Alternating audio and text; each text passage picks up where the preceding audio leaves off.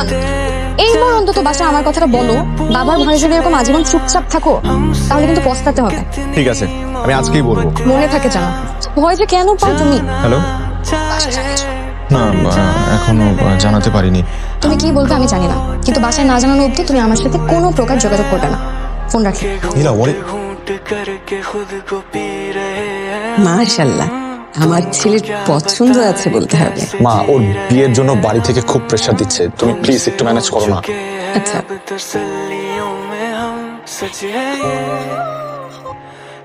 মাশাআল্লাহ, তোমার ছেলের পছন্দ তো বেশ ভালো। আপনি কি?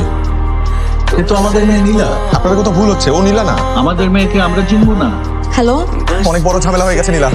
এতক্ষণে ফোন দেওয়ার সময় হলো তোর? আমি আমার বাবাকে বলে দিয়েছি আজকে ওই ডাক্তার সাহেবকে আসতে। কিছুক্ষণ পর ছেলে পক্ষ আসবে, আমি ওর সাথে বিয়ে বসবো, তুই ছবি দেখে নিস, ঠিক আছে? বাস, তোর সাথে আমার আর কোনো সম্পর্ক নেই, তুই আমাকে আর ফোন দিবি না।